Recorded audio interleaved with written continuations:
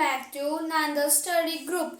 कल हमने पढ़ा था रिसोर्सेज यूटिलाइजेशन एंड डेवलपमेंट के बारे में। हमने पढ़ा था रिसोर्सेज क्या होते हैं, यूटिलाइजेशन ऑफ रिसोर्सेज किन फैक्टर्स पे बेस्ड थी, 6 फैक्टर्स पे बेस्ड थी, क्या आपको पता है वे। और हमने एक क्वेश्चन भी अपना क्लियर किया था, human needs and wants neither uniform in all over the world and statistics of the year. और हमने कल बेस ऑफ क्लासिफिकेशन भी पढ़ा था। सिर्फ हमने कल 4 पार्ट्स पढ़े थे, रिनेबिलिटी, ऑर्गन, ऑकरेंस एंड डेवलपमेंट। आज हम उनके भी पार्ट्स पढ़ेंगे कि क्लासिफिकेशन बेस्ड ऑन रिनेबिलिटी किन पर बेस्ड है, ऑर्गन किन पर है, ऑकरेंस किन पर है, डेवलपमेंट। रिनेबिलिटी है वो 2 पर है, एक रिनेबल पर है, नॉन रिनेबल पर।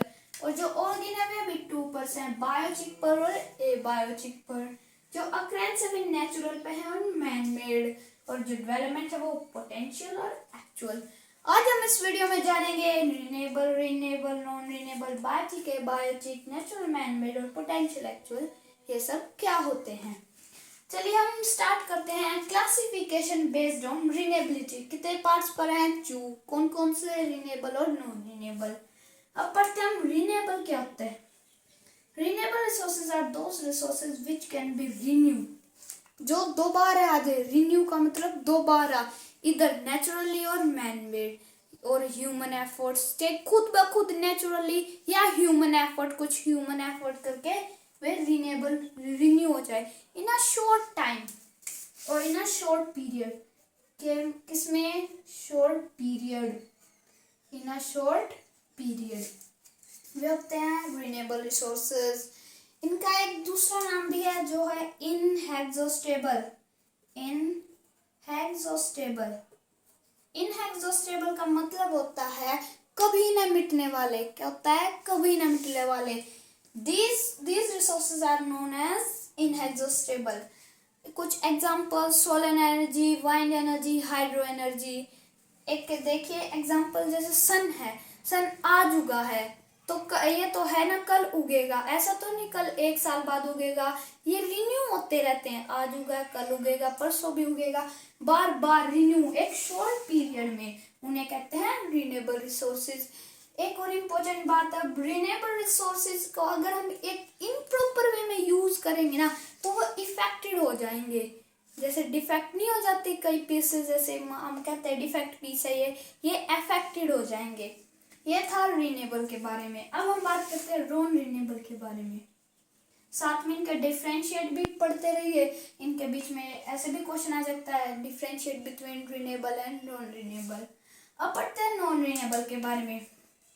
Which can renewable, non-renewable, sorry, renewable resources are those resources which can be renew, जो renew हो जाते हैं लेकिन take million of years, take million of years, जो सालों ले लेते हैं बनने के लिए, फॉर्म करने के लिए, उन्हें क्या कहते हैं हम, नॉन रिन्यूएबल।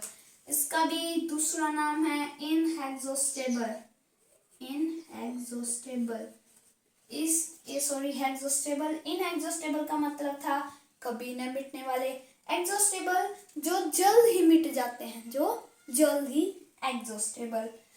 ये तो थे नॉन रिन्यूएबल जो रिन्यू हो जाते हैं सालों में। ये थे रिन्यू जो एक शॉर्ट पीरियड टाइम में हो जाते हैं, इनको कहते हैं इनएग्जॉस्टेबल, इनको एग्जॉस्टेबल।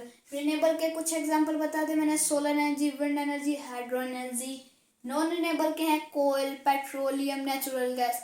अब कोयल ऐसे तो नहीं हम एक बार बर्न कर दिया वो 2-3 दिन में वापस फॉर्म हो जाता है, उसको भी तो साल लगते हैं। डीप और अंदर में क्रस्ट में प्रेशर में हाई प्रेशर लगता है, डेंसिटी होती है, इसलिए तो हमें कोयल की अलग अलग वैरायटीज मिलती हैं। इनएग्जॉस्टेबल। अब non renewable, sorry non renewable. अब इनके बीच में हमने डिफरेंशिएट भी पढ़ लिया। एक और बात, जो मेटलिस्टिक ओर्स होते हैं ना, मेटलिस्टिक ओर्स सच एज कौन कौन से, लाइक गोल्ड है, सिल्वर है, जितने भी मेटल की चीजें हैं ये रिसाइक्लेबल है, ये दोबारा रिसाइकिल हो सकती है कुछ process, again and again processes के कारण। तो ये था हमारा रिन्यूएबल और नॉन रिन्यूएबल। अब हम बात करते हैं क्लासिफिकेशन बेस्ड ऑन ऑर्गन। कितने कितने में पार्ट्स है ये डिवाइडेड? 2 में, जो था बायोटिक और एबायोटिक। अब पढ़ते हैं बायोटिक क्या होता है, एबायोटिक। बायोटिक बी बायोटिक होता है बायोस्फीयर और living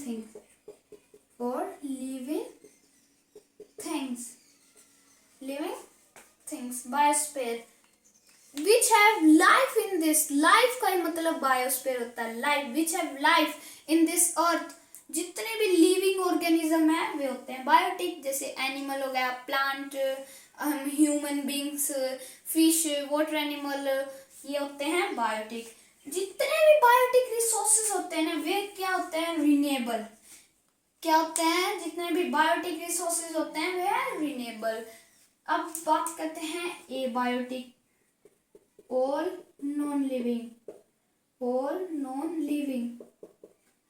non-living things are known as abiotic। ये तो आपने पिछली क्लासेस में भी पढ़ा होगा, बायोटिक और abiotic. all non-living are known as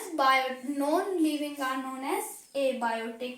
example land, water, soil, ये सब एबायोटिक। और नॉन लिविंग होते हैं वे नॉन रिन्यूएबल होते हैं। एबायोटिक क्या होते हैं, रिन्यूएबल। एबायोटिक क्या होते हैं, नॉन रिन्यूएबल। ये था हमारा बायोटिक और एबायोटिक के बारे में। अब हम बात करते हैं natural and manmade, classification based on occurrence पर भी 2 बताए थे मैंने, नेचुरल और मैनमेड। अब नेचुरल क्या होता है और मैनमेड क्या होता है। नेचुरल विच अकर नेचुरली, जो खुद ब खुद हुआ है, जो खुद ही प्रकृति की देन है, वे होते हैं नेचुरल रिसोर्सेज। लैंड हो गया, वाटर हो गया, सब नेचुरल तो रिसोर्सेज है, प्रकृति ने तो दिया, मैन मेड थोड़ी ना है। अब है मैन मेड रिसोर्सेज, जो मैन ने बनाए हुए मैन मेड रिसोर्सेज और आर्टिफिशियल है। बस ये था हमारा क्लासिफिकेशन बेस्ड ऑफ अक्रेंस, बिल्कुल इजी टॉपिक है। अब हम बात करते हैं क्लासिफिकेशन डिपेंड्स ऑन डेवलपमेंट। इसमें भी 2 हैं, पोटेंशियल और एक्चुअल। अब पोटेंशियल देखिए, इसमें ज्यादातर डिफरेंशिएट आता है। क्या आता है, ज्यादातर डिफरेंशिएट करना इन दोनों के बीच में। पोटेंशियल होते हैं which can not be use currently और which can not be served. अभी वो हमें मिले नहीं है और अभी हम उनका यूज करंटली में नहीं कर ले, वे होते हैं पोटेंशियल। और एक्चुअल, जो हम यूज अभी करंटली में कर रहे हैं वो होते हैं एक्चुअल। ठीक है, ये था। और which are not fully tapped, वे पोटेंशियल, और विच आर ट्रैप्ड एक्चुअल, जिन्हें हम यूज करंटली में कर रहे हैं, जिन्हें हम यूज करंटली में नहीं कर रहे, वे पोटेंशियल। और ये था एक्चुअल के बारे में। अब पोटेंशियल, दे में भी एक्चुअल इन फ्यूचर। जो पोटेंशियल है ना वे तो एक्चुअल बन जाएंगे फ्यूचर में, यानी अभी हमने इनको खोजा नहीं ना, ये सर्वे नहीं हुए ना, तो अगले फ्यूचर में ये सर्वे होंगे तो ये आगे जाके एक्चुअल बन जाएंगे। एक्चुअल हम अभी यूज कर रहे हैं ना, वे होते हैं एक्चुअल। तो अभी पोटेंशियल खोजे नहीं गए, फ्यूचर में जाके ये क्या बन जाएंगे, एक्चुअल। और एक्चुअल आगे फ्यूचर में जाके फिनिश हो जाएंगे। फिनिश्ड में भी इन फ्यूचर, में भी हो सकते हैं, शायद ना भी हो। एक्चुअल में भी फिनिश्ड इन फ्यूचर। तो ये था पोटेंशियल और एक्चुअल के बारे में। चलिए अब बात करते हैं क्वेश्चन के बारे में। क्वेश्चन है जो इन बेस्ड ऑफ क्लासिफिकेशन पर डिपेंड नहीं है। ये क्वेश्चन, ये अलग क्वेश्चन है। देखिए, the quality and quantity of people in country determine the human resources. जो एक ये इसमें ह्यूमन के बारे में पूछा गया है। द क्वालिटी और क्वांटिटी, एक ह्यूमन है, वो अपनी जो एक पीपल हो जो अपनी कंट्री को डिटरमाइन कैसे कर सकता है, ये पूछा हो इस क्वेश्चन में। आप इस क्वेश्चन का आंसर देंगे, एक हेल्दी, एक स्किल्ड पीपल अपने नेशन को कर सकता है डेवलप। क्या कर सकता है, डेवलप। एक कैसा पीपल, हेल्दी और स्किल्ड, फिट पीपल, और एक स्किल्ड जो स्किल्ड है। इसमें आप एक एग्जांपल जरूर दीजिए। एक एग्जांपल दीजिए जापान और अफ्रीका के बीच में। किसके, जापान और अफ्रीका। जापान ज्यादा डेवलप कर रहा है अफ्रीका से, ठीक है, ये क्वेश्चन इसी में मिक्स होके आ जाता है। The quality and quantity of people in country determine to the human resources, give one example also. आप दीजिए जापान को और अफ्रीका। ये अफ्रीका से ज्यादा डेवलप क्यों हो रहा है? क्योंकि ये पीपल्स के बारे में है क्वेश्चन। किसके? पीपल। क्योंकि जो जापान में पीपल है ना, वे ज्यादा स्किल्ड पीपल हैं, हेल्दी पीपल हैं, इनको ज्यादा डेवलप, इसलिए अपनी कंट्री को ज्यादा डेवलप कर पा रहे हैं क्योंकि यहाँ स्किल्ड पीपल है, टेक्निकल एडवांस्ड पीपल है। लेकिन अफ्रीका में थोड़े इलिटरेट पीपल हैं, पुअर अनहेल्दी पीपल हैं, इसलिए ये अपने नेशन को ज्यादा डेवलप नहीं कर पा रहे। सिर्फ इन्हीं ह्यूमन का था इसमें डिफरेंस कि जापान में ज्यादा अच्छे हैं और अफ्रीका में थोड़े कम स्किल्ड हैं, इलिटरेट हैं। यह था बेसिस ऑन क्लासिफिकेशन। अब हम बात करते हैं सस्टेनेबल डेवलपमेंट। सस्टेनेबल डेवलपमेंट होता क्या है? What is sustainable development? किसके बारे में? Sustainable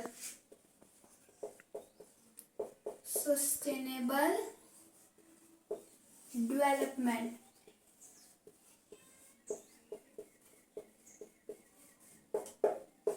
sustainable development. अब यह सस्टेनेबल डेवलपमेंट क्या होता है? ये एक तरह का डेवलपमेंट होता है which can take place without harming the environment. ये एक तरह का क्या होता है? डेवलपमेंट जो बिना एनवायरमेंट को हार्म करे, ये डेवलप हो जाता है। It meets the needs of present without compromising the future. ये जो हमारी प्रेजेंट की नीड्स है ना, इनको फिल करता है विदाउट कॉम्प्रोमाइजिंग फ्यूचर। फ्यूचर जो जनरेशन आएगी ना, उनके साथ कॉम्प्रोमाइज, भेदभाव नहीं करता। मीन्स ये प्रेजेंट में भी है, फ्यूचर में भी डेवलप्ड होता रहेगा। ये थी सिर्फ सस्टेनेबल डेवलपमेंट की। अब ये क्वेश्चन है, how do we need a hour of sustainable development? Sustainable development is a need of hour. ये हमें सिर्फ कुछ एक हार की नीड है, एक जरूरत है, एक हार की सिर्फ। क्यों? क्योंकि सस्टेनेबल डेवलपमेंट एक तरह की हार ऑफ नीड है, ये आपको पता है। और डेवलपमेंट ऐसा डेवलपमेंट है जो विदाउट एंड डिस्ट्रॉय और हार्म द एनवायरनमेंट। अब ये हमारे लिए क्यों जरूरी है? इस पे पीपल ज्यादा से ज्यादा डिपेंड होते जा रहे हैं। People can be depend on it more and more depend on it. So इसलिए हमको ये फ्यूचर में काम आएगा। पर अगर हम ज्यादा इस पर डिपेंड हो गए तो ये रिसोर्सेज है, ये कंज्यूम नहीं हो पा रहे, इसलिए ये फ्यूचर में भी ये रिसोर्सेज भी है, वे फ्यूचर में खत्म हो जाएंगे। अब हम बात करते हैं how do we conserve resources और why do we conserve resources. ये दोनों क्वेश्चन अलग अलग हैं। एक तो है how do we conserve resources, हमें रिसोर्सेज को कंजर्व, बचाना क्यों चाहिए। और दूसरा क्वेश्चन है why do we conserve resources, why do we conserve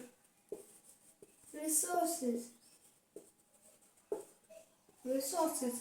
how do we, हमें रिसोर्सेज को कैसे बचाना चाहिए, और व्हाई डू वी, हमको क्यों बचाना चाहिए, इसका क्यों, व्हाई का क्यों, और हाउ कैसे बचाना चाहिए, हाउ कैसे और ये क्यों बचाना चाहिए। हम पहले अपने फर्स्ट क्वेश्चन की बात करते हैं। फर्स्ट, हाउ डू वी, हमें कैसे कंजर्व करना चाहिए। हमें मास अवेयरनेस, लोगों के प्रति कंजर्व करने की एक जागरूकता करनी चाहिए।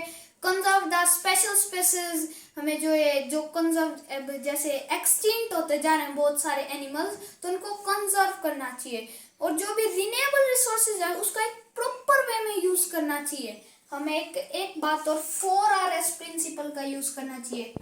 4RS आपको पता ही होगा, रीयूज, रिसाइकिल, रिप्रोड्यूस, ये होता है 4RS प्रिंसिपल।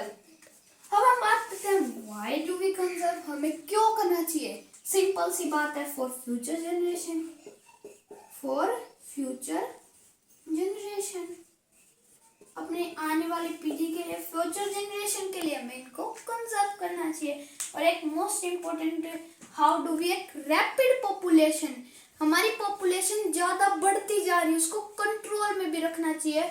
जैसे ज्यादा पॉपुलेशन बढ़ेगी तो हम रिसोर्सेज को भी ज्यादा यूज करेंगे, इसलिए rapid population also in example of how do we conserve resources. तो ये था सभी रिसोर्सेज यूटिलाइजेशन एंड डेवलपमेंट।